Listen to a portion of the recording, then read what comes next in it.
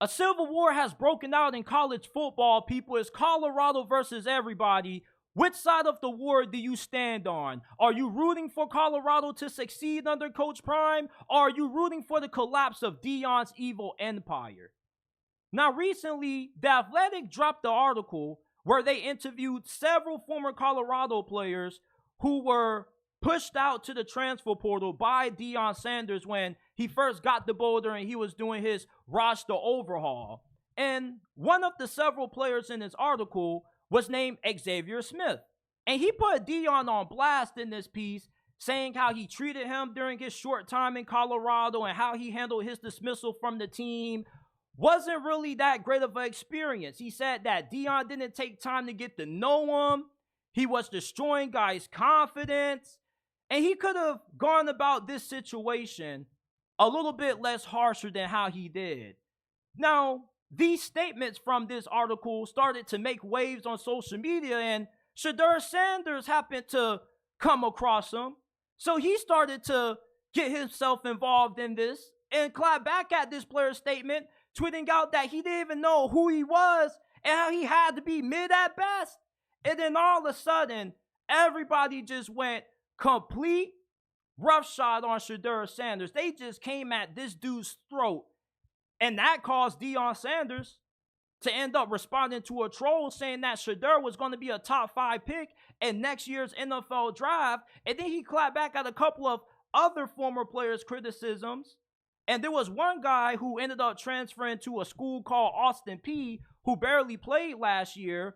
And one of the Colorado fan pages screenshotted his lackluster stats and posted it, and Deion Sanders ended up retweeting it, posting LOL with a bunch of laughing emojis. And this whole entire situation has turned Colorado football into the evil empire of college football. They are now the villains of this sport. Everybody is criticizing Coach Prime for how he's running his program, calling it more of a reality show than it is a football team. And you guys know that I love Coach Prime. I'm rooting for him to succeed at Colorado, and I believe that he's going to win big. But there are a lot of fair criticisms about Coach Prime that don't have anything to do with the color of the brother's skin. You feel me? And when I talk about Deion Sanders, I feel like I keep it 100. I feel like I'm pretty unbiased. I call it how I see it.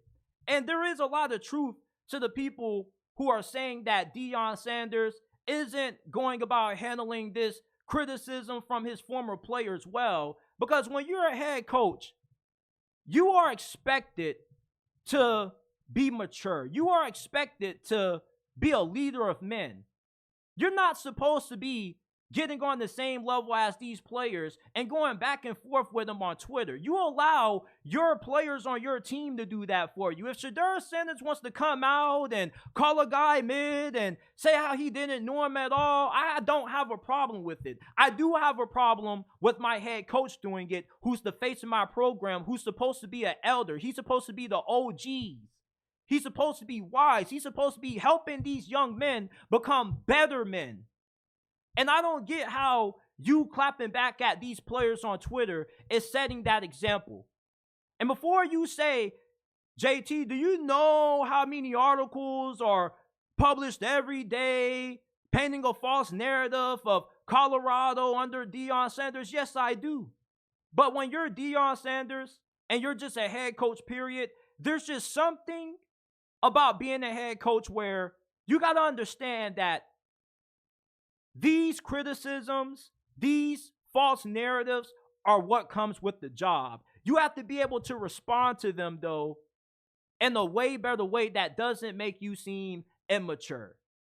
And with how Deion is interacting with these players, I kind of look at him and I say, man, like, I feel like you're above this. This is beneath you to be clapping back, laughing at a guy who didn't play for you that much and didn't get a lot of opportunities at Austin Peay last year. Like, why does it matter that much to you? Why are you focused on what a player that doesn't play for you anymore has to say? Focus on the guys in your locker room. Focus on the players that are still wearing that Colorado Buffs uniform, that are putting their blood, sweat, and tears into the program. Those are the guys who deserve all your attention. Those are the only guys who you should be investing your time in, not worried about people who are no longer part of your operation. You know, Mike Tomlin always says, we want volunteers, not hostages. If somebody wants to say that Colorado isn't for them, then that's a personal decision. You feel me? And if they want to diss the program, you can respond back, but not in this way. You got to do it better. When you're a head coach, you're expected to carry yourself and handle yourself in a different way. And it doesn't matter about the color of your skin when it comes to this. It really doesn't. I get that there's a lot of hate and criticism about Deion Sanders. Trust me, y'all see my ex. I'm going back and forth with Colorado haters all day long. Y'all know if I got time, I'll make time to put a hater in check when it comes to Coach Prime and the Buffs. But I also make sure to keep it fair and call this thing 100. And I really don't like how Deion Sanders has handled this situation. I actually have lost a little bit of respect for him. Because you are way too old to be clapping back at these jits that are 40 years younger than you, man. And when it comes to the perspective of the Xavier Smith player, I understand where he's coming from in a sense. Everybody was trying to say this kid was soft. He had no dog in him. This dude was a defensive back. And one of the most recognizable athletes ever, one of the best football players, one of the best to ever play his same position, told him that he wasn't good enough to play for him. He wasn't paying him enough attention. That definitely hits different. If you were a quarterback and you ended up playing for Tom Brady's college and he's the head coach and you're doing everything you can to get recognized by him to make a good impression for him, and then all of a sudden he just ignores you, it seems like whatever you do isn't good enough, and then eventually he says, you're not good enough to play for me. Yeah, there's going to be a lot of harsh feelings about that. When you're a defensive back and one of the greatest to ever play the position tells you, hey, we don't have a spot for you, that shit hurts. You can call it soft, you can call it whatever you want, but I'm pretty sure anybody who's ever looked up to an athlete and their athlete ends up not being who they expected them to be, you know, it always ends up being a giant letdown. That's why they say never meet your heroes. They'll always let you down. And for Xavier Smith, he met his hero potentially in Deion Sanders. He thought he was going to have the opportunity to learn from an all-time great. And it turned into a situation that, you know, it didn't have a good impact on his mental health. So I can definitely understand where he's coming from when he says that he was destroying guys' confidence. Deion does kind of come at these players a little bit harsh. And for all of you guys who want an inside look of how Deion Sanders is as a coach and you're tired of reading all these articles about it, go watch season 2 of Coach Prime on Amazon. I promise you, nothing in that documentary is edited. It is raw. It is uncut. There are certain scenes in that documentary that I really felt they should have took out. Because after they lost to UCLA, Deion Sanders made his whole entire starting offensive line stand up and explain to the team why they weren't playing good, and even made a true freshman offensive tackle explain to the team why he wasn't starting. You know, I don't really like that. I don't really agree with that method of calling guys out, but that's that old school style of coaching. And when you have this old school style of coaching, certain players are going to be able to handle it, but a lot of these new age generational players that are coming from my generation that were born in like 2002 and they're on, you know, these guys can't take the kind of coaching that Deion Sanders dishes out. And for a lot of players, it becomes a little bit too much. And that's why you can get players like Xavier Smith saying that this dude was a little bit too harsh. You know, Deion Sanders is a Hall of Famer. He's a great. He's won at every single level. He knows what it takes to win. He wants his players to share that same drive and passion to be great that he had as a player that helped catapult him to being a gold jacket in Canton, Ohio. But when it comes to being a head coach, you got to carry yourself with more class. And Deion Sanders, just with how he interacts with critics and haters on Twitter, I just look at it, I'm like, bro, like, this is something that a head coach should not be doing. And stop using the whole argument that he has a right to clap back. Nobody's saying that. But when you're in high positions of authority, You're held to a higher standard, man. What's so difficult to understand about that? If I'm the CEO of Apple, I shouldn't be going back and forth with my workers who are working underneath me on social media. That's something that I should handle probably off social media. Because with me being the face of a company, it's a bad look for me to be in a back and forth with somebody that's 40 years younger than me. You know what? How can you really say that you're trying to build and develop better men when you're carrying yourself like a kid in a sense? And I love Coach Prime, but he does have a lot of immature qualities as a coach that it definitely does show. It shows a lot. And when it comes to leading a winning college football team, not only do you have to have the respect of your players, you got to have them bought in. Deion Sanders, with him going back and forth with these players on social media, it's just taken away from time that he should be investing back into his team. You shouldn't be worried about players that transferred from your university. You shouldn't be worried about players that you got rid of. Who cares what they have to say about you? When you're a head coach, you're going to get criticized, rather if it be fair or not. Articles are going to come out about you that are going to be paying you out to be something that you're not. This has happened to Kirby Smart with all the Georgia players that get arrested. You remember after the Jalen Carter situation, there were articles coming out by a newspaper in Atlanta trying to make it seem like Kirby Smart was running a certain kind of program where he didn't hold the players accountable. He didn't instill discipline. Did he go on X and, lash out on the people who wrote the article? No. He eventually addressed it in a way that was professional. And I love Deion Sanders. I'm not trying to criticize him as a person, but I'm criticizing him as a coach. Because you're 40 years older than me, and you're doing something on social media that I would do, which is not good out of a head coach.